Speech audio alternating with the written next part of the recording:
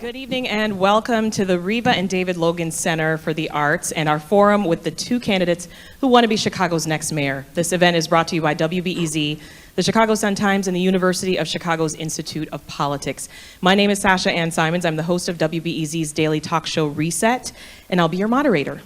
If you're listening right now on 91.5 FM, the WBEZ app, or at WBEZ.org, we want to let you know that you can also watch tonight's event because we're streaming live right now on YouTube.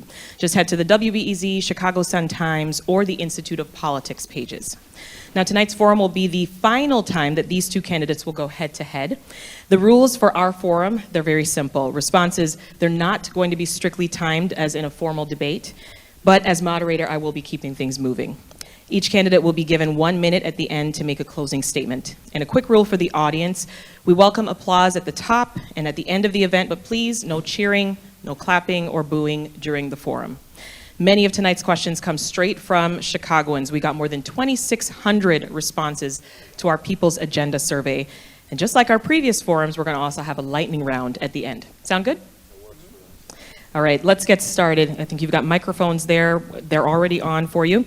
With me on stage, Cook County Commissioner Brandon Johnson and former CEO of Chicago Public Schools, Paul Vallas. Thank you, gentlemen, for joining us. Thank you. Thank you. So a Manhattan grand jury has voted to indict Donald Trump on charges involving hush money that was paid during the 2016 presidential campaign. Now, he is the first ex-president to face criminal charges. Your initial reaction. Now, we're going to go in ballot order for the first question, so Brandon Johnson, we'll start with you. Well, thank you, and good evening, everyone. You know, it's certainly shouldn't be a surprise to anyone that one of the most corrupt administrations has finally received this indictment. I mean, and the fact of the matter is that, you know, Donald Trump's administration and all of his cabinet, probably for one of the first times in the history of America, where every single person that he appointed as a cabinet member did not believe in the work that they were assigned to oversee. One of which was Betsy DeVos. Right? We're talking about an individual who does not believe in public education. She has spent millions of dollars privatizing school districts across the country.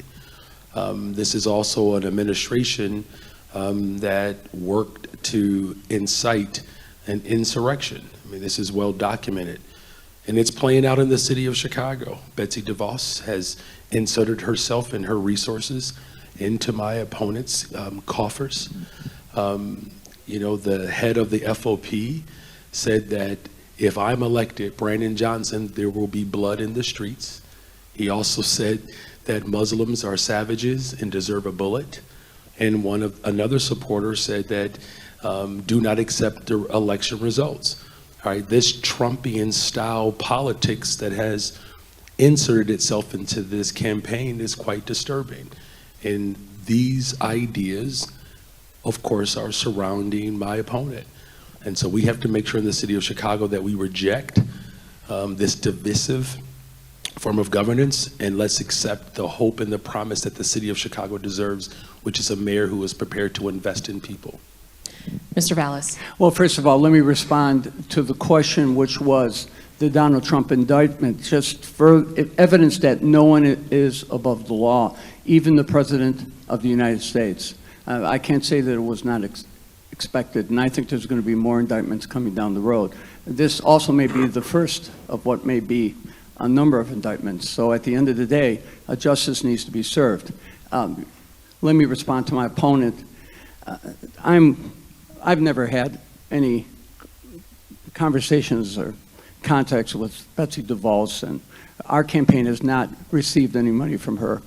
So at the end of the day, I don't quite know what he's talking about. But that said and done, as a lifelong Democrat, as a Democrat who is supported by Dick Durbin, supported by the iconic Bobby Rush, supported by Jesse White, supported by Pat Quinn, who I ran with. I was his lieutenant governor candidate. At the end, I've always been a Democrat, and I've always supported and advocated for democratic values. I'm also supported by 26 labor unions, and my contributions have run the gamut. Let me point out that Brandon, you're still a paid lobbyist for the Chicago Teachers Union, and between 80 to 90% of your money has come from the Chicago Teachers Union and their affiliates. So, look, I've run an issue-oriented campaign. You can certainly see it by my website and my history for taking on some of the biggest public service challenges by invitation of Democrats is not only well known in Chicago but elsewhere. Thank you. All right, let's move on. We'll turn now to school safety. We started the week with a school shooting in Nashville that left 3 adults and 3 children dead. So if this happened in your city while you were mayor, I want you to walk us through the 72 hours that followed. Mr. Vallas, you first. Yeah, well, first of all, I was fortunate managing the largest school districts in 4 different cities for only having one incident when there was a shooting on campus, and that was when I think a 3rd or 4th grader brought a gun to school. It's like show and tell, and fired a bullet through a wall. And the reason, I think in part the reason that we were able to keep those campuses secure, and there's no foolproof system, was because we not only set up early warning systems like 24/7 hotlines, so we were always able to gather intelligence. Also, we kept the schools open through the dinner hour weekends over the holidays to keep kids safe and secure. But we also had police officers in the high schools to deter active shooters, and even in the elementary schools, we would standardize our security because clearly, at the end of the day, with the guns on the street, it's a dangerous situation. My reaction, I had to respond not to shootings in the schools, I had to respond to shootings in the neighborhood. When I was at Chicago Public Schools, over 100 children were murdered in their, who attended my schools were murdered in the communities. So we would always do immediate crisis intervention teams. We would counsel the kids, we would counsel the faculties. The faculty, I would go out and have conversations with the parents themselves. In fact, I helped raise money to pay for almost 40 funerals during that period of time. We had a crisis intervention fund that would immediately be dispatched to provide financial support for those families that were the victims of violence. So that is the approach that I not only took in Chicago, but in Philadelphia, New Orleans, and Bridgeport, Connecticut. Brandon Johnson.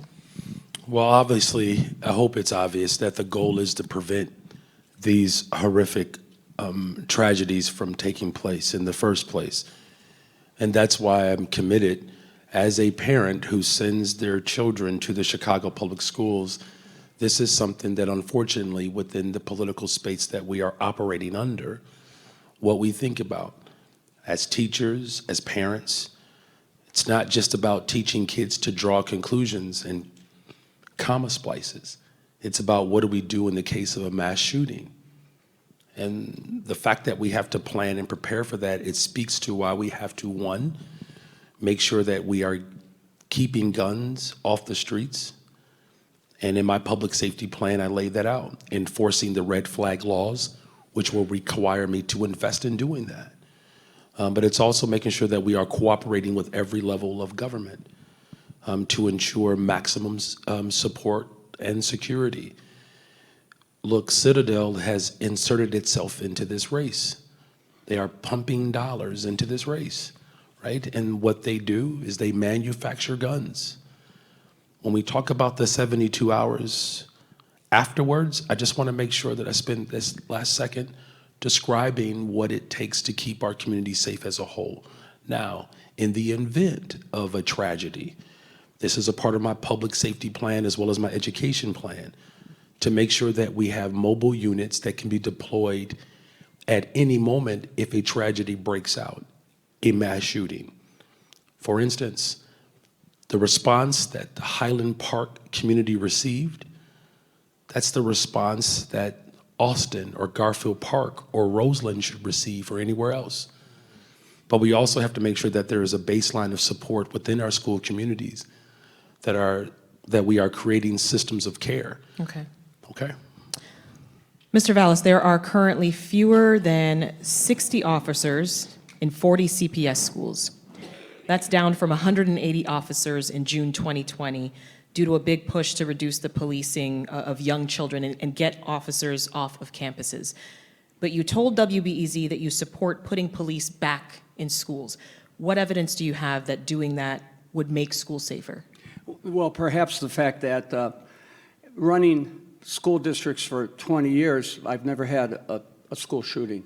And again, the police officers were put into schools because I believe it was Tilden in the 1970s, there was actually a school shooting. In fact, in New Orleans, there was somebody actually came into a athletic game and basically had like an Uzi and sprayed kids. Sprayed the crowd. So the bottom line is, look, I believe that police officers are there to deter active shooters, not to police the schools. When the schools have been, when officers have been improperly utilized by the principals, that's when you have had problems and tension. But look, my opponent wants to defund the police, and the Chicago Teachers Union were extremely active in not only on supporting defund the police groups and organizations, but also to really pressure the schools to remove officers from the schools. I believe that police officers need to be at the entrance of the schools, or at the very least a police car at the beginning or at the end of the school day. There was not a police car at Juarez when that school was dismissed and 2 people were killed. So I believe, and I strongly support, having police officers at the entrance of the buildings to deter active shooters. My follow-up for you, in nearly all school shootings that we've seen across the country, the perpetrator is using an assault rifle. So explain how a campus resource officer stands up against an AR-15. Well, I think 2 trained police officers are trained. They're trained to basically, look, all of our police officers face the prospect of being on the street with somebody with an automatic weapon. So at the end of the day, the presence of 2 police officers, not 1 but 2 police officers at the entrance or a patrol car, is a deterrent. I was the superintendent in Bridgeport, Connecticut when the shooting in Sandy Hook occurred. And I remember it because when I heard the school, I thought it was the Hooker School, and I thought it was one of my schools. And I had a teacher who had a child in that 1st grade where 20 children were killed. At the end of the day, they didn't have a police officer. They have a police officer, an armed police officer now. So I just believe that when it comes to student safety, you have to do what absolutely needs to be done. And I want to make one more point too. Even when you had police officers in every single high school in the city, only 0.6% of 1% of the school district budget went to finance the police. So it wasn't a question of police officers over social workers or student psychologists. Brandon Johnson, you disagree with Paul Vallas on the issue of police in schools. You don't support it. So with so many parents and faculty and students concerned right now about the potential for school shootings, tell us what your administration would do instead to prevent them. You know, again, I'm a parent. I drop my children off to schools every single day. My oldest is a student at Kenwood. The 3rd week in school, one of the students at Kenwood went to get lunch and was murdered. If policing in and of itself kept us all safe, based upon what we spend in the city of Chicago, we would be the safest city in America. And somehow, that's not the case. What I'm saying is, under a Johnson administration, that I firmly believe in the power and the leadership of local school councils, because that's ultimately who gets to make those decisions. Now, there were several organizations that made it very clear that local school councils should make those decisions. The problem is, though, that local school councils are tested when it comes to the question of whether or not a social worker and a counselor and someone in law enforcement should be in their building. If every single school had a baseline of support of social workers, counselors, therapists, psychiatrists, teachers' assistants, then you would not have to have a budgetary decision that limited the scope of what a fully funded, supported school should look like. The last thing that I'll say is this. I am not going to defund the police. Paul, hear me. I'm not going to defund the police. I've said that multiple times. I have 3,000 words on my website around public safety, none of those words say defund the police. Now, I get it. That's a Republican talking point. So if you're going to be a Democrat, stop being a Republican. Can I respond? You can certainly respond, Thank you Mr. very much. Vallas. Well, talking about eliminating $152 million in spending is defunding the police. Of course, you've been caught on tape advocating for defunding. When you were a commissioner, you voted to reduce funding for the county sheriff's office, claiming that you can't fill vacancies, claiming that's going to take 2 years when it only takes 6 months to train a police officer. And incidentally, that's much longer than to train a combat soldiers. So 6 months is a long training period. And you can't fill the vacancies because you can't train the officers fast enough, or claiming that retired police officers will not come back when there are 300 that have signed up to come back. At the end of the day, that's defunding the police. Your only public safety plan is to basically promote 200 detectives from the field into the detective ranks, when if you fill the vacancies, and incidentally, the police department is paying $200 million in overtime because they haven't filled those vacancies. So it's not a revenue issue. It's not to appropriate more money. But if you fill the vacancies, just by filling the detective vacancies, you're going to have 200 more. So it is a defunding plan. You've talked about it over and over again. It's not a Republican talking point. I hope to God public safety is simply not a Republican talking point. I think it's a talking point for all Chicagoans, because parents want to know when they're sending their child to school that they're sending the child to school, a school that is safe and secure. And Right. that's what I've always advocated for, and that's the steps I've All right, always taken. let's continue in promise, this just vein. 30 seconds, really quick. 30 seconds. I promise, really quick.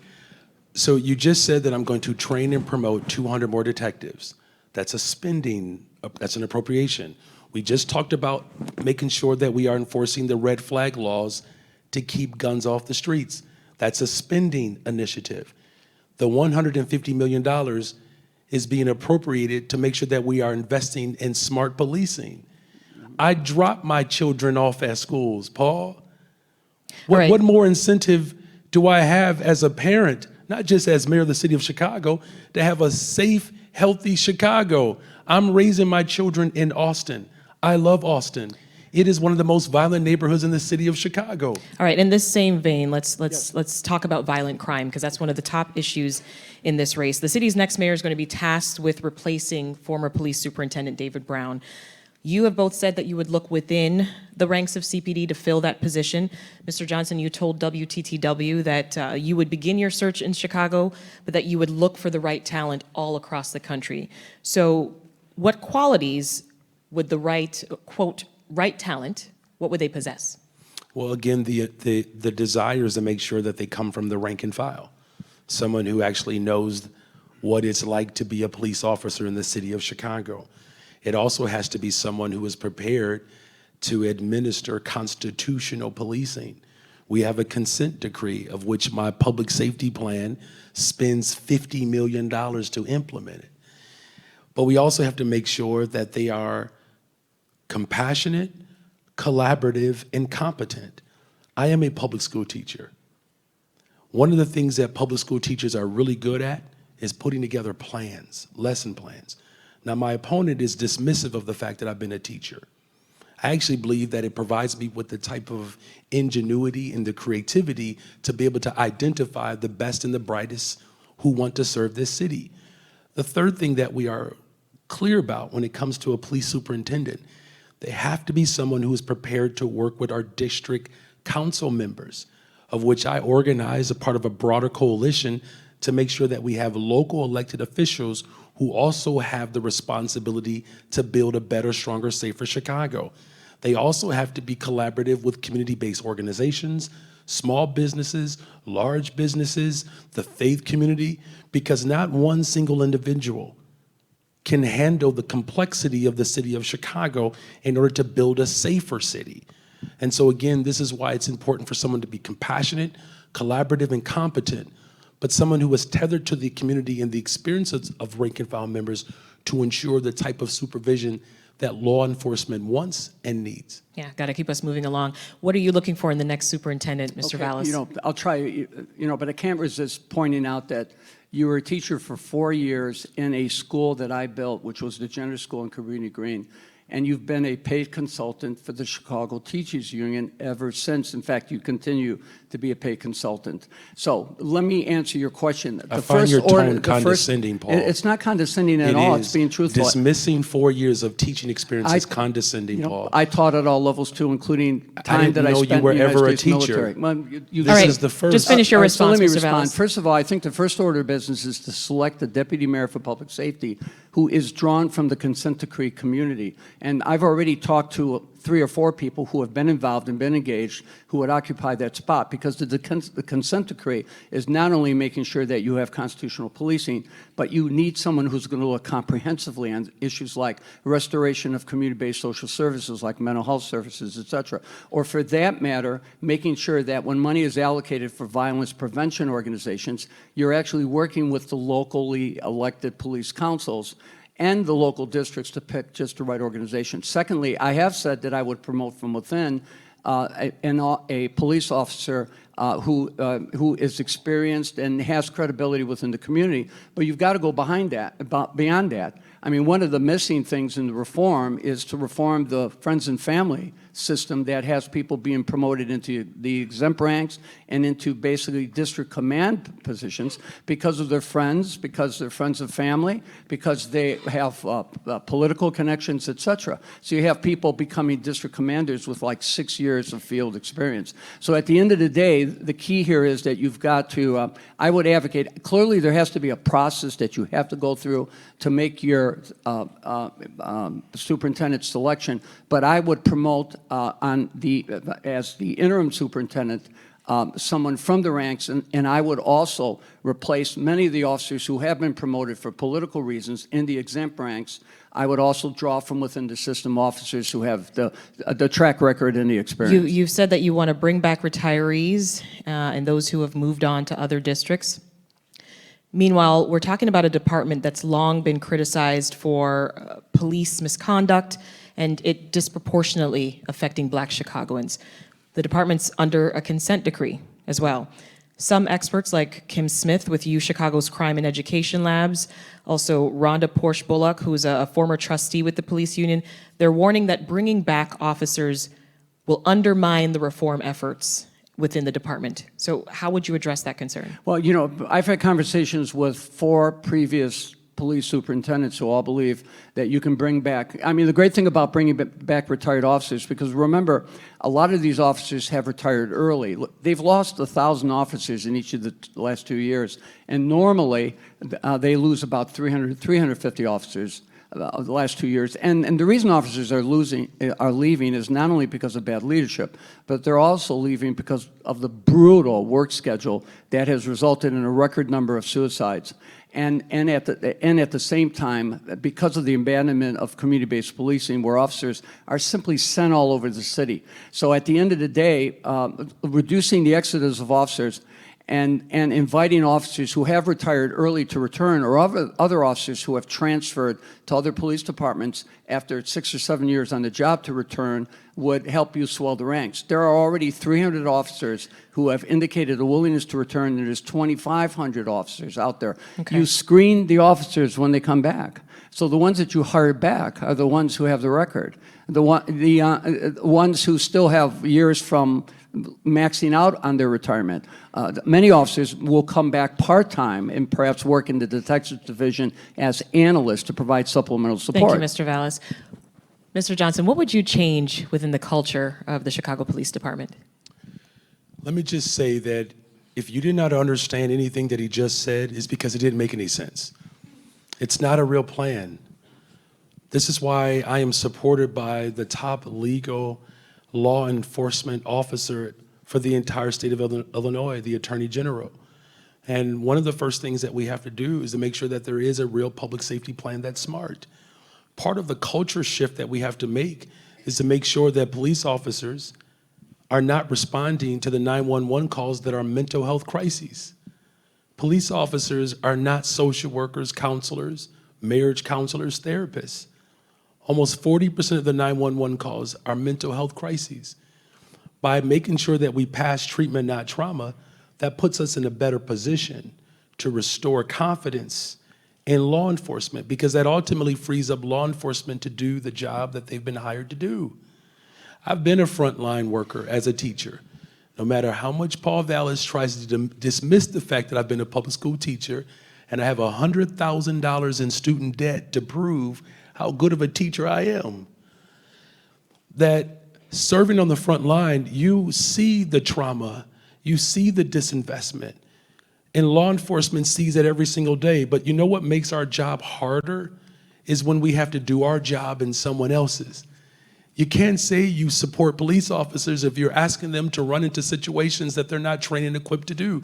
This is why I talk repeatedly about investing in the consent decree, right? Because part of the consent decree requires the city of Chicago to provide mental health treatment and support for police officers, many of whom were my former students, who grew up in the very neighborhoods that they were brutalized in, and they still said, sign me up for that.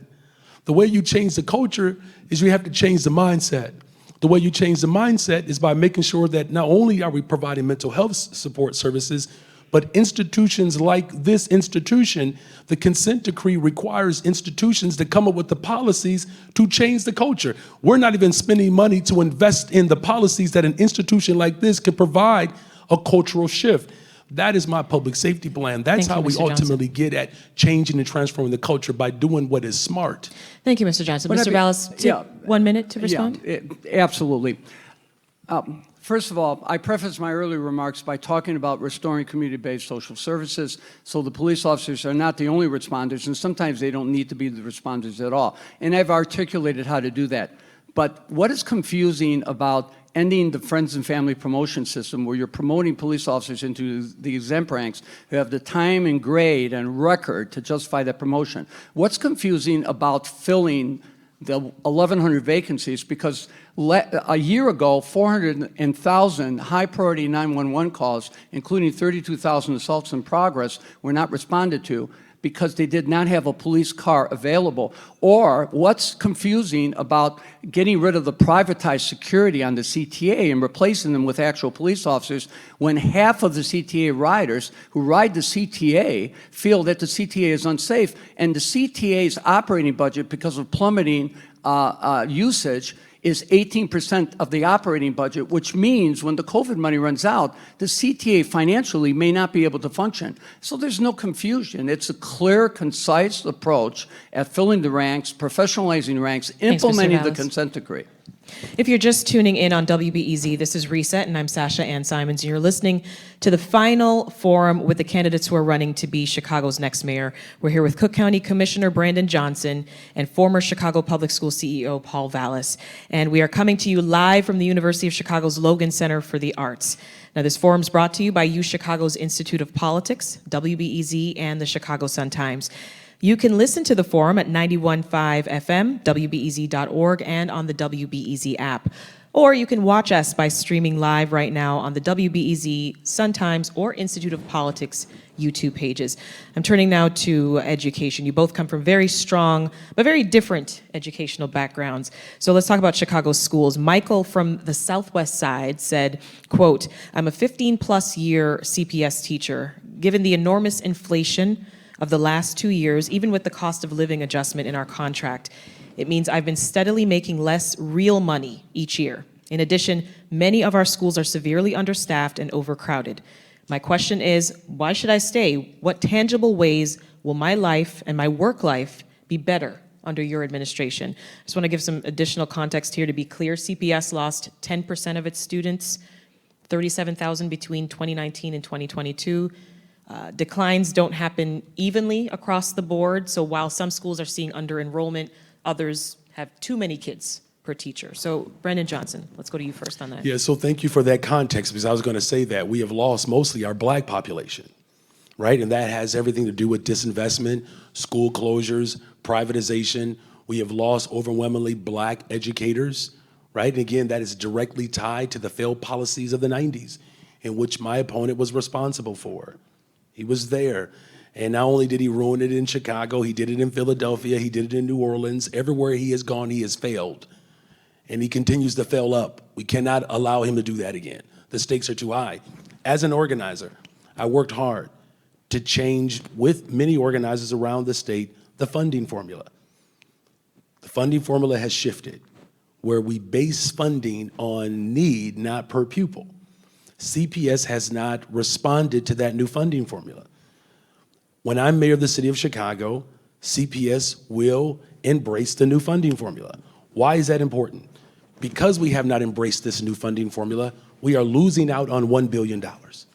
So the type of inequity that this teacher is experiencing has everything to do with the failures of leadership. This is why my experience as a teacher, as an organizer, as a parent, as a Cook County commissioner, because I'm the only one on this stage who's ever been elected, that I know what it takes to make sure that we are doing everything in our power, not just to ensure that those resources are going directly into the classroom, but that we are providing a well-rounded, rich curriculum, right? The final thing is this: life changes significantly when there is more agency in our public schools. I also fought and organized with many people in this room for an elected representative school board, right? That is going to provide more democracy to give the type of support and the perspectives from parents and community leaders who understand what their particular communities deserve and need. And so you're going to have someone who actually believes in public education, someone who sends their children to public schools, and someone who's actually taught. The understanding that I have will be unique like no other mayor in the city of Chicago. Thank you, Mr. Johnson. Paul Vallas, this longtime teacher wants to know how his life and work life will be better under your Well, great. Let's administration. get back, because there's a lot to respond to there. You know, first of all, the Chicago Teachers Union has had a stranglehold on this district, and they've lost enrollment in 18 of the last 20 years. Enrollment has, since 79, has only grown in 8 years, and that included 6 straight years that Gary Chico and I ran the schools. When we built 78 new school buildings because we had overcrowding in the district, and you could Google, and I'll show you where those school buildings were built, mostly on the south and west sides, where we balanced 6 consecutive budgets, where I raised teacher salaries at compounded 27%, where I fully funded the pension systems. The pension holiday doesn't occur until 2008. I'm rebuilding schools in New Orleans by then. And when I left the system with $1 billion in cash balances, President Clinton called our reforms a model for the nation. Now let me just make a couple comments. Go to the website, go to the State Board website. I tripled math scores and double reading scores over a period of 7 to 8 years in Philadelphia, both the 6 years I was there and 2 years after I left. Tripled math scores across all demographics. And I went to New Orleans. 110 of the 120 schools had been devastated, had been destroyed, or were rendered uninhabitable by Katrina. Remember Katrina? Hurricane Katrina. Have you ever been to New Orleans after Hurricane Katrina? So at the end of the day, I had to build a school system from scratch, not under the direction of the Republicans, but under the direction of the Democratic Governor Blanco, Moon Landrieu, the longtime mayor of New Orleans, Mr. Vallas. and Senator Mary Landrieu. So those are the results. And that school district led the state in academic improvement for 7 consecutive years. All right, next question. This comes from Elaine on the north side. She says, as a CPS student, I'm tired of work stoppages and strikes interrupting my education. What will you do to collaborate with the CTU? So Elaine there seems to be referring to the standoff between CTU, of course, and the district from January of last year during the post-holiday Omicron surge when students lost 5 days of classes. We'll start with you, Mr. Vallas. Okay, great. Well, first of all, I've negotiated collective bargaining agreements with teacher unions in 4 different cities. I have never, ever had a strike. And when I took over the public schools in Chicago in '95, there had been 8 strikes in 15 years.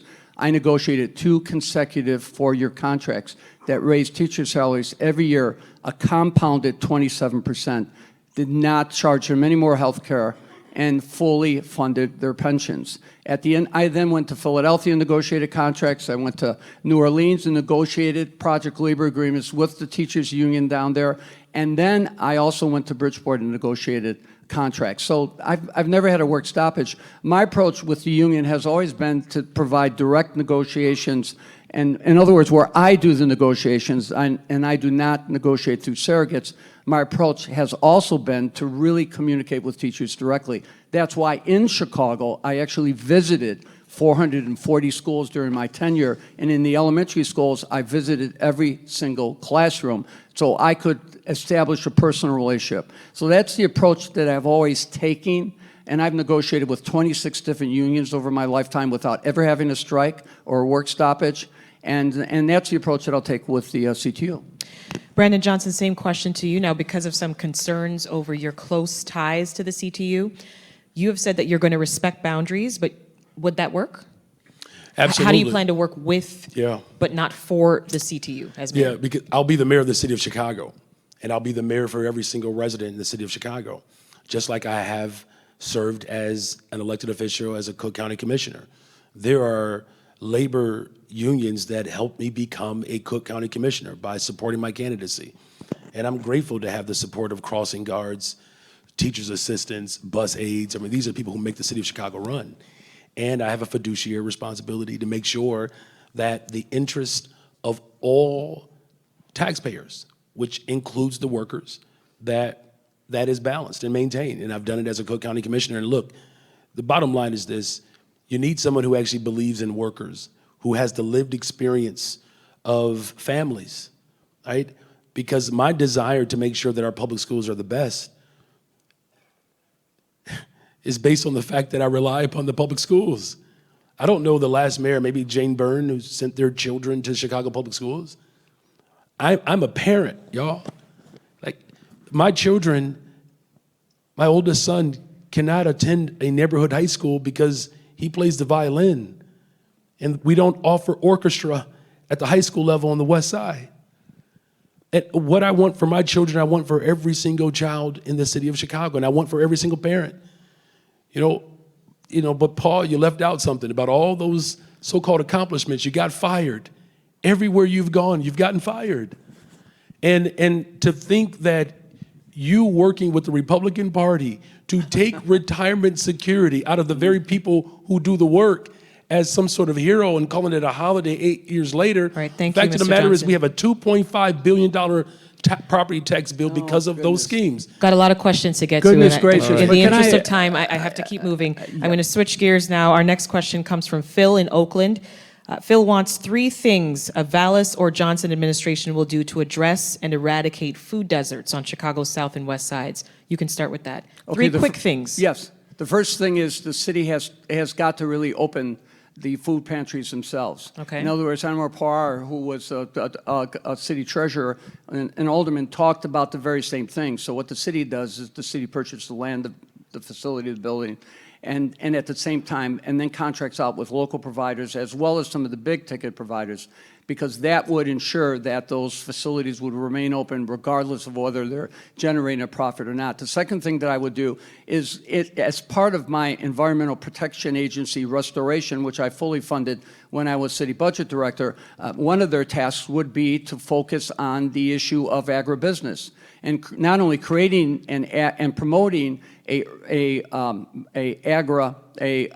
economy, an urban agricultural economy in Chicago, but also taking the lead in not only making sure that obviously we end the food deserts in every community, but what we also do is we do such things as get lead out of the drinking water. And then the third thing that I would do is really work with the local food providers, because we have this urban agricultural economy that's already there.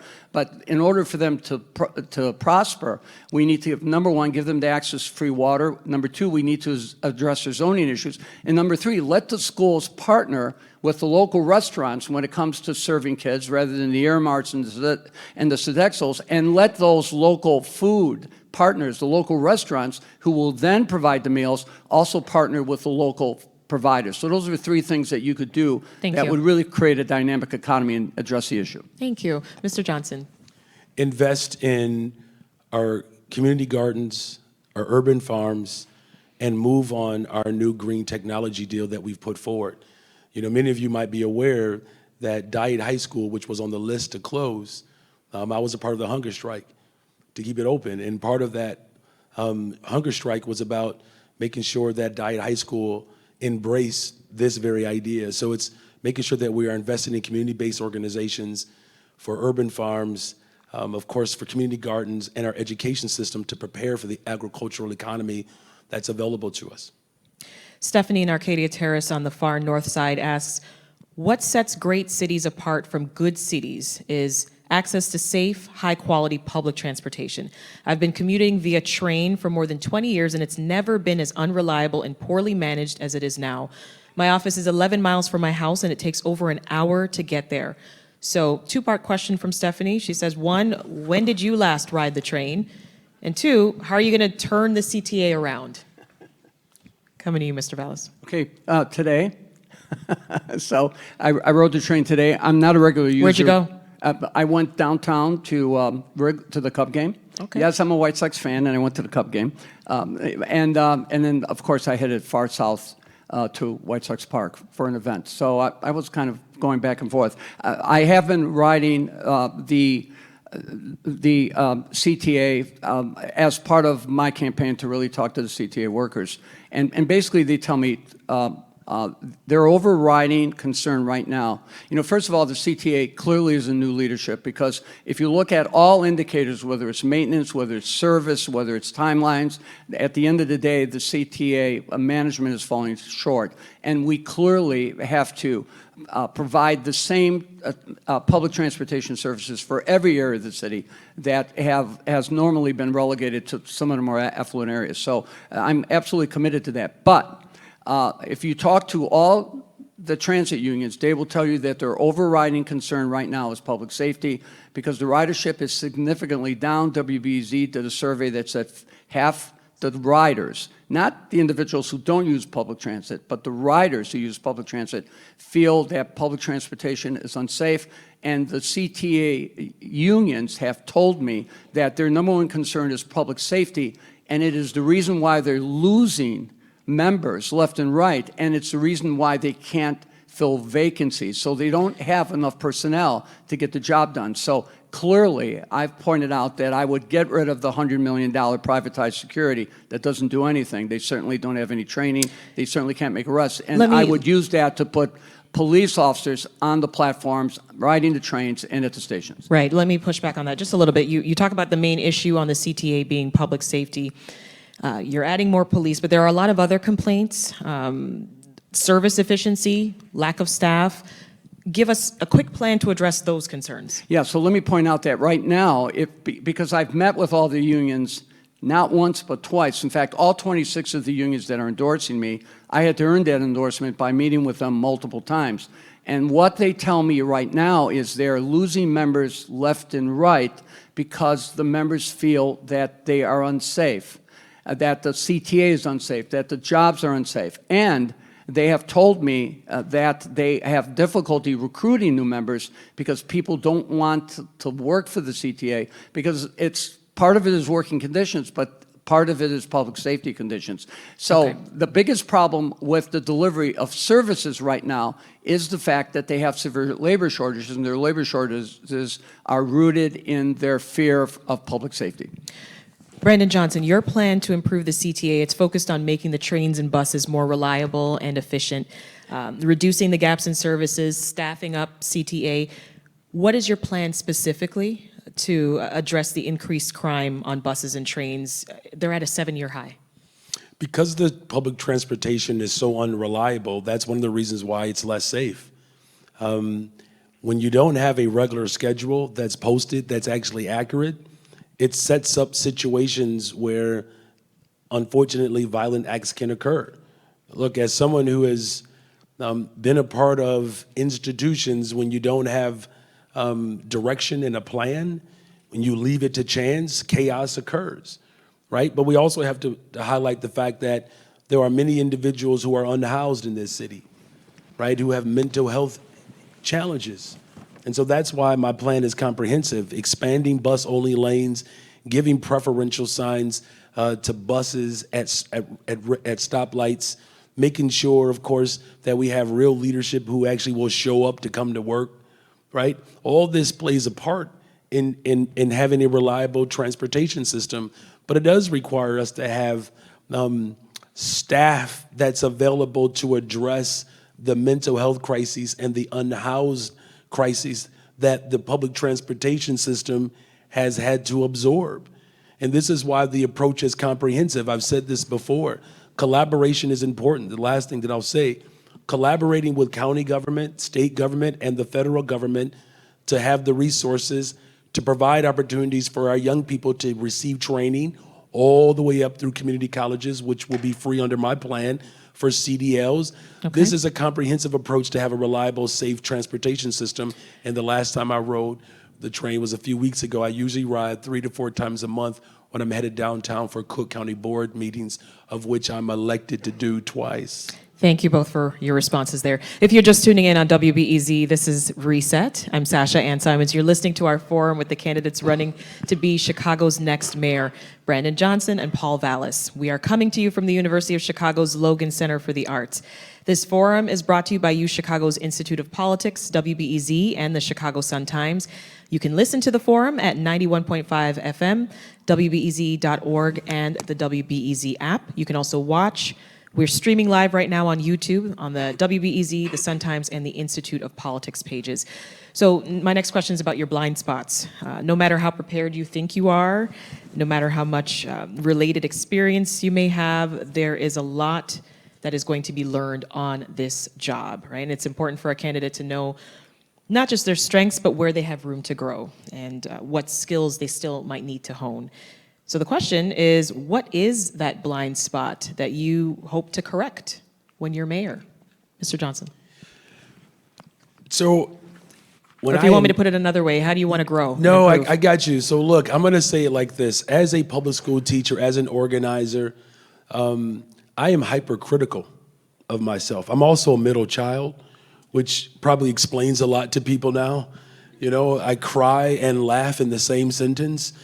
One of my challenges, look, I'm raising a family and I give a lot of myself. It's a concern that my wife has. No one works harder than me. I was raised by a man of his generation, of an 80-year-old father. I don't think he took any sick days. I think he retired with 476 sick days. But he was raising 10 of us in a home with 1 bathroom. And it's that type of love and support that I saw growing up, that you work as hard as you can to make the lives of other people better. And it shouldn't be a surprise of that blind spot, because y'all remember when I announced in October, I was polling at 2.3%. And here I be. Okay. Mr. Vallas, your blind spot that great. you are hoping to correct. Well, you as know, mayor. my blind spot is really the fact that there's a lot that I don't know, but I think my great strength is knowing what I don't know and going out and finding people who know what I don't know and then bringing them in and empowering them to make decisions and in supporting them. In all of my public service challenges, whether it was city budget director or taking responsibility for the Chicago Public Schools or even my work in Philadelphia and New Orleans, I always promoted from within. I always found people within the system. My entire education leadership team, everybody with the exception of the finance people, who I have a tendency to bring with me, were promoted from within. So I've always, I believe, had a talent for identifying individuals who can help me lead. And when I become mayor, I will return to that prescribed formula, drawing from within the community people who know what constitutional community-based policing is, people who know that community schools where the money flows down to the control of the principals and Okay. their local school councils is the best approach to take, or people who know how to manage multi-billion-dollar budgets. So I think my approach is really to create a collective leadership team that can help drive the process, recognizing full well that one person can't do it alone. Thanks, Mr. Vallas. I'm going to give you 1 minute to respond to this one, both of you. If elected mayor, how do you reach and meet the needs of Chicagoans who didn't vote for you, who voted for your opponent? You first, Mr. Vallas. Well, every single public service challenge that I have faced has been basically the mayor taking over the schools in 1995.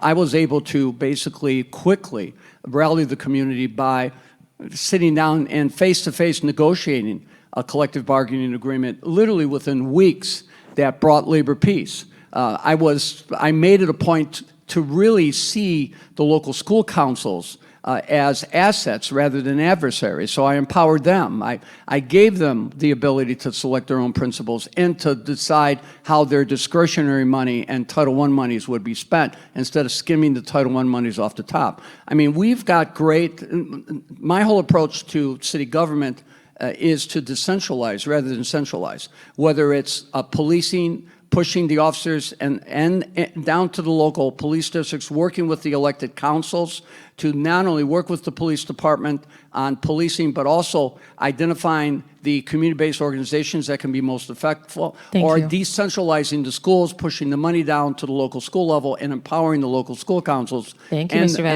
the principals to make those decisions. Thank you. Mr. Johnson. Everyone will have a seat at the table. In fact, all of us are going to the 5th floor. And I'm going to spend time in every single community, as I've done as an organizer. As a Cook County Commissioner, everyone did not vote for me. The second time around, it was a little bit better. But we're going to build a coalition. And listen, I'm accepting ideas from everyone, from small businesses, from large businesses, from community-based organizations. And it's not just making sure that this is a city that works for everyone and including everyone in the decision-making process and taking all good ideas. I am looking for resumes now. I mean that. If there are people out there that love this city and love people, and they want to work in our administration and they did not vote for me, they still get to be a part of the healing and bringing our city together.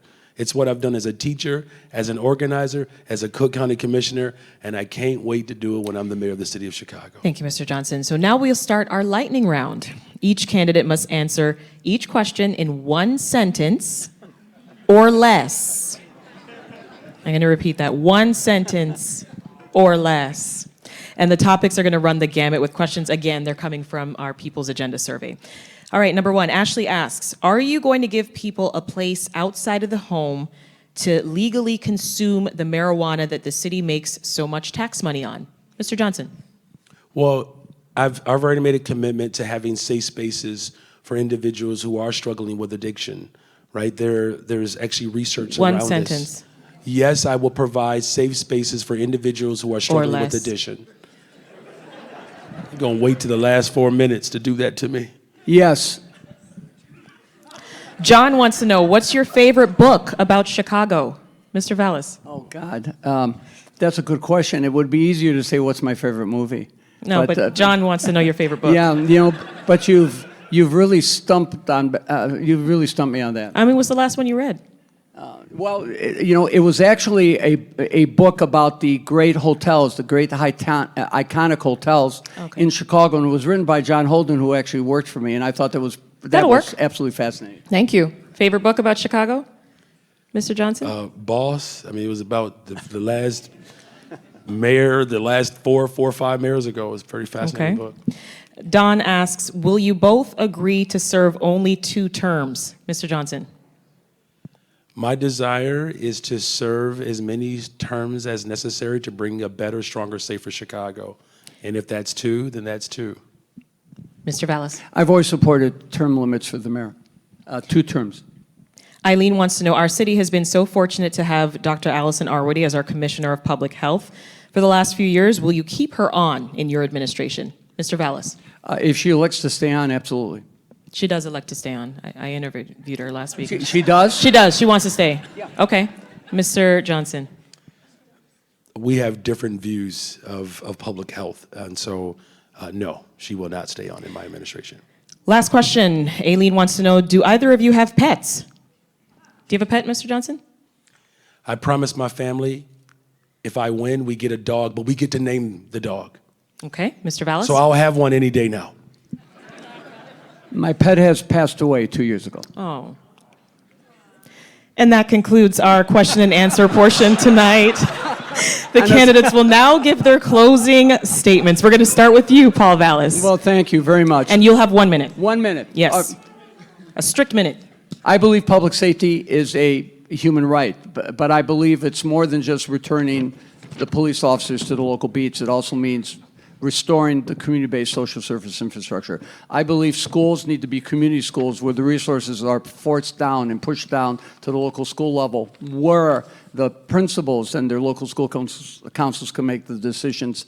And that's what I'll do as mayor. And I believe that budgets, the $28 billion budget the mayor controls, is a community investment opportunity, a community investment vehicle. So I believe that budgets need to be invested in ways that realize a return. And you're not going to really have that return on investment unless you make the type of investments needed on the long neglected areas of the city on the south and west side, Thank for you, which Mr. I've Vallas. articulated a detailed plan. Thank you very much. Now, Commissioner Johnson, your closing statement. Yeah, I'm asking the city of Chicago to join this movement to build a better, stronger, safer city. As Cook County Commissioner, I've managed and passed multi-billion-dollar budgets where we've invested in eliminating medical debt. We have the largest guaranteed income pilot program in the country, of which 70% of the recipients are women. We have put forth $100 million to violence prevention. We passed the Just Housing Ordinance that eliminated discrimination against those who are formerly incarcerated seeking housing. Look, as we prepare for the new direction that this city is going in, we cannot go back to the old politics. It hasn't worked, it has failed us. We have built a multicultural, multi-generational movement calling for a better, stronger, safer Chicago. No matter where you live in this city, you deserve a fully funded school, healthcare, affordable housing, good paying job, and a reliable transportation. Our candidacy has caught fire because we have captured the imagination of people. Thank you, So Mr. on April Johnson. 4th, I'm counting on you to punch 5. Let's bring Chicago alive. Thank you to the candidates for their time answering Chicagoans' questions. Good luck to you both on Tuesday.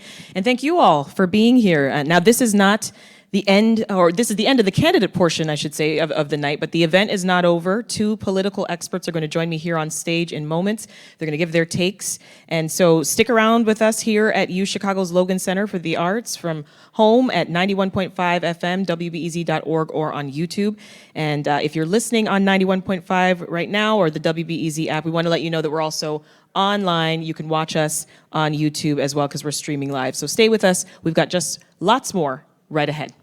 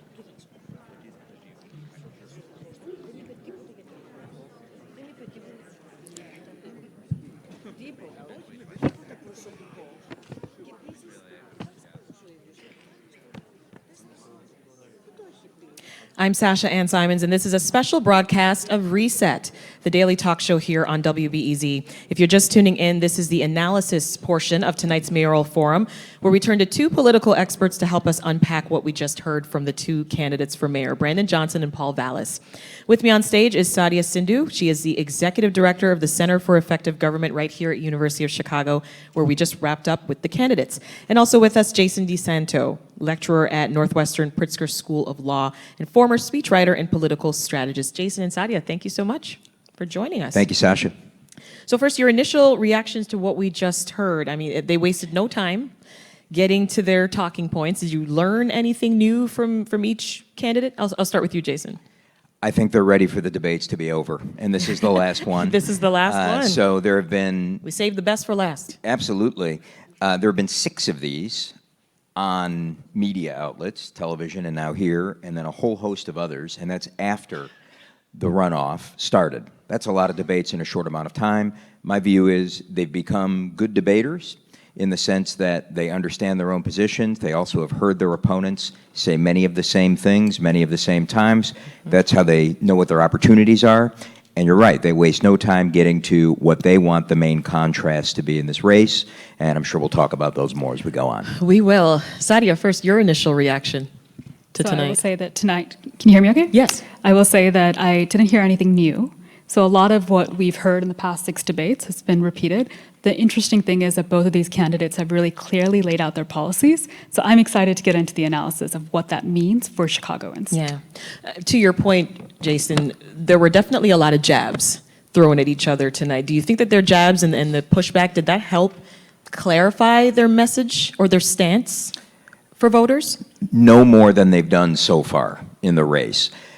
If we had to characterize the first 2 minutes, maybe 5 minutes of tonight, they've gotten better in the sense that they've cut right to it. And if I had to boil it down, it would be Paul Vallas saying to Brandon Johnson, you're in favor of defunding the police, and Brandon Johnson wasting no time saying, you're a Republican. So that first question, clarity, that first question out of the box about Betsy DeVos, Johnson was ready for it, took that question and steered it right into, it was actually a question that he steered into the kind of support. Your question was actually about Trump. Correct. Right? And he took it to Betsy DeVos and the fact that a PAC that she is supervising, an independent expenditure group, has put money on behalf of Paul Vallas's campaign. So that's where he wanted to get to. And a lot of his other answers continued that same theme as he has done throughout. For Vallas, it was the opportunity to get the defund. There was a little more detail in this debate about what Vallas would characterize as being defund the police, a little bit more about not filling certain positions, a little bit more about the way that Johnson has said he would move money around. Enough detail to try to make it sound not like a bald political attack. But ultimately, the challenge for Johnson is there is video. And that video is nuanced, perhaps, but difficult to get around in the to and fro of a campaign. And he really hasn't tried to get around it. That's the other point. So we started the conversation after the Trump question. We pivoted to a story that's been on a lot of our minds this week. I'm talking about the shooting at a school in Nashville. What do you make of what each candidate had to say on how they would handle that kind of situation were it to happen here in Chicago? Sadia? So I think the thing that I took away from that conversation was around how Johnson took us straight to elected versus appointed school boards. And there's a lot of, so sitting there as I heard that, the first connection that was made was this is a democracy enhancing move. This is a democracy enhancing reform that our city has put forth. I would suggest that the evidence does not necessarily support that. There's been a lot of research that has been done on elected versus appointed school boards. And in terms of the types of folks who tend to run in those, the amount of money that's poured into it, and frankly, the very low voter turnout. This is research that has been done here at the University of Chicago. Chris Berry over at the Harris School has done a ton on this. So for me, when those sort of statements are made about a specific policy and then a connection to democracy enhancing happens, I take a step back because I know that research might not necessarily support that. Jason, Brandon Johnson mentioned the need to prevent these kinds of shootings from taking place. Do you think that message resonates in this case? Yeah, of course it resonates. And I would just say that this is one of the few times in answering a question that Paul Vallas tells a personal story. Most of Vallas's answers tend to be what we would call wonkish. We have 2 or 3 things that we can do on this issue. Here's what we need to do. This is one of these situations where, because of the sensitivity of it, he talked a little bit about his experience in Connecticut and being near Newtown. Of course, Johnson told a personal story about having children in schools, but he often does that. So a little different style in how they went after that question. And even though this is a question that touches on education, they were talking a little bit less about education, a little bit more about public safety.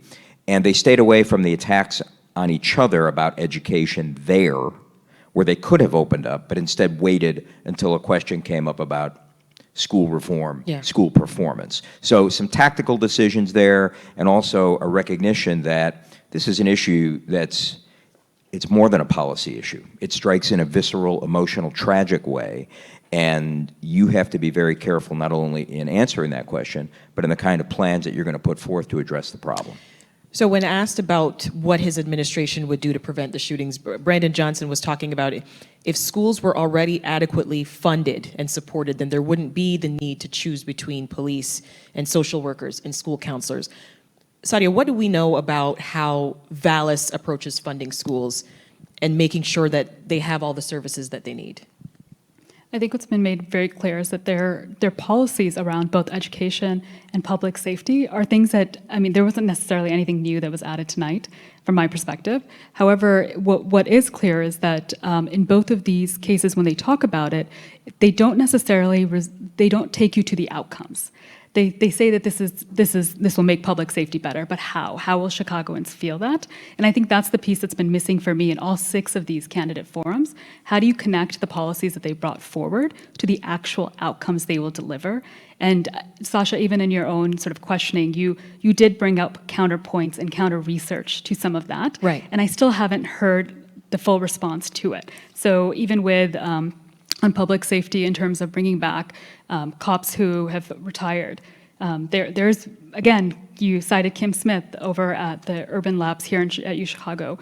There is research that shows that that's not effective, and there's also reporting by, I think it was Heather Sharon who did an article earlier this week saying that didn't work in LA and that didn't work in Portland. So I guess the piece that I want to make sure that listeners hear is that sharing these policies is one thing, connecting them to actual outcomes is something that's there's still pieces that are left to be desired from both candidates. So regarding the question of how the next mayor will work with the CTO, Vallas was saying things like, there's never been a work stoppage under my administration. There's never been a shooting when I was in charge. He said that a couple times. Jason, do you think that this makes a difference for voters? Because I can imagine many people doubt his ability to work with CTU, which opposes a lot of his stances on education. I think it jumps out as a political claim. I also believe it's the kind of statement that can help you get elected, but can be hung around your neck when it's time to get reelected if something goes wrong. You can't control the future. So there's a political utility to it. And going off what Sadia said there about education, and that question you asked, if you notice in these debates, they're having 2 different discussions about education. One of those is the substantive discussion about what kind of outcomes do we want and how do we get there, even though they're not saying how they're going to get the exact outcome. That's substantive. We all agree we want kids to have an education. We want to live in a city where we believe people value that for kids. But the second debate that they're having through education is using it as a proxy to talk about leadership and character. So Vallas defending his record repeatedly on these issues is a result of Johnson attacking him and saying that he's failed upward. And Vallas, conversely, bringing up CTU a couple of times, but very directly as it went along, was to say that Johnson is not going to be an independent leader. Yeah. So they're really using education as a proxy for these arguments about what kind of leader are you actually going to be. To your point, Johnson said that regardless of the accomplishments that Vallas was touting, that he got fired. What do you think of that? I've thought for a while that if one wanted to make an argument regarding Paul Vallas, and particularly the questions about his residency and whether or not he was really a resident in Chicago, that one of the arguments that one could put together would be an argument that he's essentially been a vagabond who's gone to a place, has left it in a worse condition, and then moves to the next place. Now, I'm not saying that's what I believe has happened, but I am saying that, I think for Chicagoans, they want to know that people live in Chicago. And one way that you can make that argument more salient is to tie it to a history of having been in places and been asked to leave. And essentially, that's what Johnson's arguing.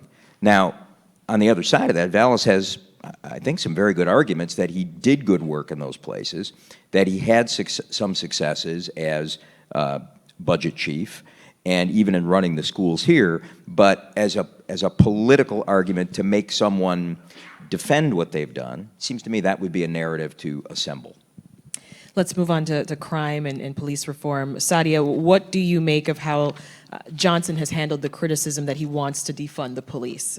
He said clearly, quote, "I'm not going to defund the police." He even turned to, Paul Vallas and sort of looked him in the eyes, or at least attempted to, and break that down. He pointed to his detailed public safety plan, but is that enough to change people's minds?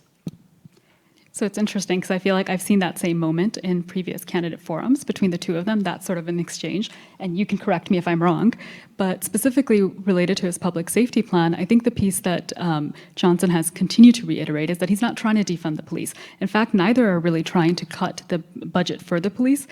We didn't get a chance to get into the budget on this one, but one thing that I've been left thinking is one of the biggest expenditures for the city of Chicago is our Chicago Police Department, and neither of them want to cut funding there, and neither of them want to increase property taxes either. So as the kids would say, the math isn't mathing, and I'm not quite sure where that leaves us, and that would be a question I would want them to answer. Jason, Vallas has been pushing for retired police to return to the department, restoring community-based policing, and also doing away with friends and family promotion.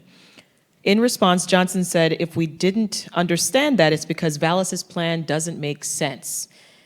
What do you think about that? Has Vallas's plans to reform the CPD, has it been unclear in the way that Johnson implied? Okay, so two things on this. The first is, many of Johnson's efforts in these debates have been to really cast some question on Vallas's honesty in what he's actually saying. So when he says that didn't make any sense, part of that is he's trying to fast talk you. He does talk quickly.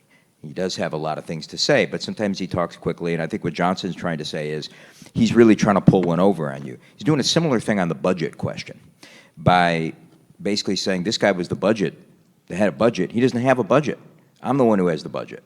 So what's he trying to hide, right? So part of that is an effort by Johnson, again, to try to get past this idea that Vallas has more experience, is more wonkish, is a better leader. On the issue of Vallas's actual plan, I'll defer to Sadia on a lot of the details and how those might play out. I will simply say, as a matter of debate, one thing that I think has been pretty refreshing in this campaign is that the two of them have really, in the last few debates and forums, held each other to account on the common sense realities of the talking points they've each been using. Johnson has said to Vallas, do you really think you're going to be able to get these people who retired after 25 years to just come back? That's like a very logical question. Right. And Vallas has said, I think quite logically to Johnson, fine, you promote 200 detectives. What do you do with the positions that they just vacated? Right? You still have a ground level community policing issue. So the debates, in my view, have been good to clarify that, and anybody who watched, I think, would be struck by the very common sense questions that those are. Less spin, more direct, and the answers to those were never provided by either candidate. Anything to add there, Sadia? I'll say specifically on the public safety with the 200 detectives, bringing back the retired cops. This is something that we've heard over and over again.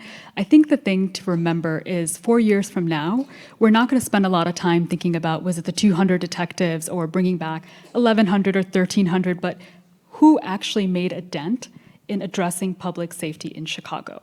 And that's not just because that is a persistent problem that our city has faced, that has been complex and difficult to address, but also because as we saw from the questions that were coming in from the audience, people want to know how these policies will actually impact them. So if you People don't want to know Yeah. whether they'll be able to feel safe. Right, right. So 4 years from now, if it's the 200 detectives or the 1,100, it's not going to matter as much. What will matter is how effectively they're able to govern once they're in office. And I was surprised that the city council piece didn't come up. So maybe you're saving that for later. But It's always a it's trick even more up my complex sleeve. now. Sticking with you, Sadia, I want to get your thoughts on each of the candidates' plans to address safety on the CTA. So with Vallas, getting rid of privatized security, placing officers on the platforms, with already existing vacancies in the police department, is Vallas being too hopeful as far as actually getting the bodies for something like that? I think the vacancies in the police department, the vacancies at CTA as well, these are really challenging problems, and a lot of them also have to do with really deep challenges with unions that each of these different departments have to deal with. So it's not as simple, and that's the hard thing. It's a lot easier to say sort of like sound bites for a campaign discussion. It's a lot harder to actually take that sound bite and turn it into a sound policy that is not only reasonable but also possible legally within the existing system. Yes, you might want to start thinking about how you recreate systems in Chicago, but the reality is whoever is elected is going to go directly into budget season, and they have some very real things that they have to do within the existing system. If you're just tuning in on WBEZ, I'm Sasha-Ann Simons. We're live at UChicago's Logan Center for the Arts, where we've just wrapped up our forum with Chicago mayoral candidates Brandon Johnson and Paul Vallas. Now we're just taking a minute to unpack what we learned from both candidates and look ahead to Tuesday's runoff election. Our guests here to help me out are Sadia Sindhu. She's the executive director of the Center for Effective Government here at UChicago, and Jason DeSanto, lecturer at Northwestern Pritzker School of Law. Also, as you may have heard, a New York grand jury has voted to indict former President Donald Trump. He's the first former president to face criminal charges. We are following this story on WBEZ. We'll have more at 7:30 when we'll bring you a special extended edition of All Things Considered. So stay with us. Okay, so sticking with the economy here, you mentioned the budget. I want to stay there. So on economy and new taxes in the city, something that we've been hearing in the different forums and debates from Vallas is less of a tax plan, more of a trust my budgetary expertise. I'll meet everyone's needs without it costing you more money, right? It's great during campaigning, but less so once you're actually in office and people are looking for details. How much do you think that messaging will help him, Jason? So, as a matter of campaigning, he's making a bet. And the bet is, if I talk in detail about many other issues, 3-part plans, 4-point plans, 5-point plans, people will believe that I have ideas about how to solve problems. They're going to see me as wonkish and substantive, and they might not notice that I actually haven't put forward any kind of a budget plan, despite the budget being an issue. I happen to think politically that's a good bet, that people will trust his expertise that he touts from the past, and also the detail that he goes into about a lot of other problems, to essentially try to trust him on that issue. Johnson has done good work at trying to illustrate that, reveal that, but he has put a budget out there. Now he has the benefit of that, and he's been unabashed, bold about saying why he has a budget and what that budget's going to do.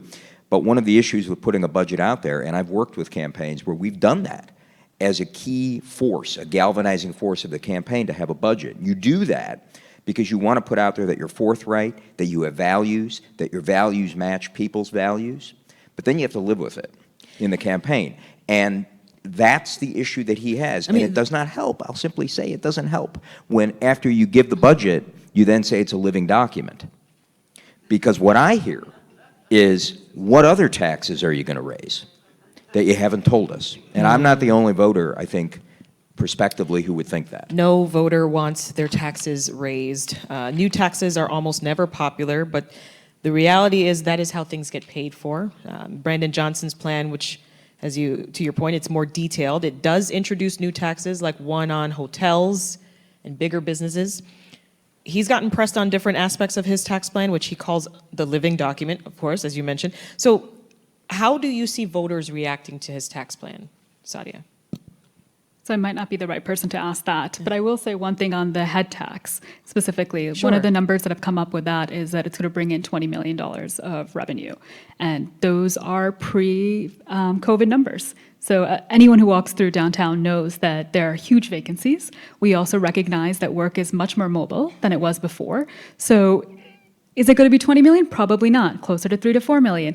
What does that mean? I think by having that living document, I also have the same, reactions where what what taxes will you raise? What things will change here? But also, you're going directly into budget season. So we're going to very quickly see, did those who have elected you, will you also have a governing coalition that will support your mandate? Right. So let's talk a bit more about city council, right? As you alluded to, the council's set to vote on making the body more independent of the next mayor. So what effect would that have? And how would it impact how the next mayor has to operate and work with the council? So I'll try to summarize a little bit of what happened today, but essentially, up until now, the City of Chicago City Council basically gives up its power to the mayor to say, you select who leads our committees. That's not legally binding. It's sort of an informal piece. However, they've taken that back. They took it back today. And as they've taken it back, they've also increased the number of committees. So not only are we going into a city council where a third of them will be freshman alders, we also now have had a structural change to how the powers are distributed there, or in effect. And I'm really curious to see how that's going to impact either of their ability to govern that body. Have either of them talked about how they would work with council members, how they plan to work with council members, especially with there being all these new faces, as Sadia mentioned, Jason? Johnson has been more direct about saying that he would be collaborative. In fact, the idea that something is a living document, I think if he were here and we would ask him, he would say what that connotes is I'm going to listen to people and we're going to collaborate. And that includes the council. So he's been more direct on that issue than Paul Vallas has. Yeah. A recent poll from Northwestern University suggests that there was a stark lack of outreach to Black and Latino voters during this runoff. What's your take on that, Sadia? I don't necessarily think that is the case. I think the reality is that there's a lot of diversity in both Black and Latino voters in Chicago. And I think a thing that we often think about is kind of grouping them together. I think the Tribe did a really good analysis of this and understanding how diverse the Black vote is and how the endorsements for either candidate really speaks to that. In terms of the Latino vote, I actually was listening to some of your commentary on this earlier, so I don't know if you're going to jump in on it, but neither of them have really been able to quite garner that full block. Right. Yeah, go ahead, Jason. Right. So depending on which of the couple of polls that have been public this week, they each demonstrate the Vallas is probably around the mid-40s with the Latino vote, and with Johnson behind him anywhere from 5 to 10 points. So it's been split. And I think what it indicates is to win this race, you do need a multiracial coalition to win this race. And that same survey from Northwestern indicated that Johnson was pulling 42% of the white vote, and that Vallas was pulling upwards of 30% of the Black vote. And I think that speaks to the fact that these are not monolithic votes. I mean, defund itself is something that cuts a little differently depending on the age of voters. Well, here's the thing. Voter turnout, it could potentially decide this election, right? So do you think, Jason, that each of the candidates, their messaging, that it's reaching communities that have historically had lower voter turnout? Too early to tell. I think we won't know until we actually get the turnout numbers. Now, there's some early indications that vote is up compared to where it was in 2019, but I suspect that's noise. That's really just people figuring out that they like voting early or they like voting by mail in a way that they didn't understand in 2019. So whether or not it's actually reaching those constituencies, I don't know. Also, there's a lot of things we don't see because we're not looking in all those mailboxes.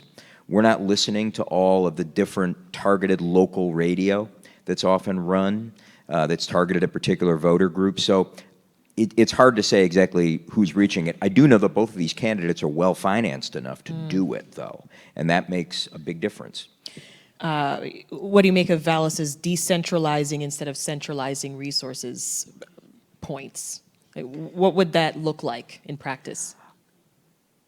I'm not sure what it would look like, and the reason that I say that is my recollection of living in Chicago in the late 1990s was that Paul Vallas, under Richard M. Daley, centralized a lot of governance of the Chicago public schools. There were local school councils that still exist, but they were not seen as having a lot of power. Whether in saying that he's going to push monies down, which is what he keeps saying, he's going to push monies down to make sure that money's getting to the classroom, I actually am not sure what that would look like, given that history. I know what he's saying about keeping schools open, having them open on weekends, having them open at different times of day. Whether that is plausible or doable, and whether or not he would stick to that, I'm not certain of that. Yeah. I don't know if you have a better feel for that from a policy perspective. I can't say that I do. I will add, though, again, it's not necessarily, Vallas has championed charter schools wherever he's gone, both here in Chicago and elsewhere. I think the thing to remember is not necessarily if it's charter schools or something else, this education policy or that education policy, but what actually results in educational outcomes for children. And again, that we don't quite know here. So. We have seen a ton of endorsements flying around, nonetheless, over the last few weeks, adding to each candidate's long list. On Vallas's side, he's got top endorsements, including the police union, Senator Dick Durbin, former Illinois Secretary of State Jesse White, even several of his former opponents for the race for mayor. On Brandon Johnson's side, you've got the teachers union, a few bigger names like rapper Common, Senator Elizabeth Warren, Senator Bernie Sanders, who's actually hosting a rally for Johnson right now over at UIC. How much will these endorsements sway voters? Final thoughts, Jason, you first. On the margins, and since this is a race that might be determined on the margins, could be important. The actual endorsements themselves are important for fundraising, they're important for organization, getting out the vote. The main thing they're important for at this point is they're allowing the candidates to claim that they have a broad base. They allowed Paul Vallas tonight in this debate, when called on possibly being a Republican, to say, oh yeah, I've got Dick Durbin, Jesse White, Pat Quinn, who I ran with. Yeah. It's an easy way to signal to people that you have broad-based support, and that's why he's running an ad, which they cut immediately after the Durbin endorsement, put it up the very next day. Sadia? I mean, Jason summed it up beautifully. The only thing I'll say as a final word is, again, outcomes. Let's remember what they said on stage and what they actually deliver once in office. Yeah. Also, I mean, I don't have time for this question, but their response when I asked them about their blind spots, I don't know, I don't feel like I got a response there. That's a little bit like the interview question of, tell me one of your greatest weaknesses. Well, I mean, work they too talked. hard. But I don't know if I got anything. All right, that's all for tonight. I want to thank our guests, Sadia Sindhu from UChicago and Jason DeSanto from Northwestern University, Thanks, Sasha. Thanks, for everybody. giving their expert analysis. Also, thank you, our partners on tonight's event, as well as our previous mayoral forums, the University of Chicago's Institute of Politics. Thanks to all of you spending your evening with us. If you missed our forum with the two mayoral candidates, Paul Vallas and Brandon Johnson, tune in tomorrow at 11 for an encore. We'll follow up at noon with our weekly news recap. Right now, we want you to stay with WBEZ. We will bring you a special extended edition of All Things Considered, where we'll hear much more on the indictment of former President Donald Trump. He is the first former president to face criminal charges in U.S. history. The New York Times is reporting that the ex-president is expected to turn himself in and face arraignment on Tuesday. I'll leave it there. I'm Sasha-Ann Simons. Thanks for listening. Have a great night.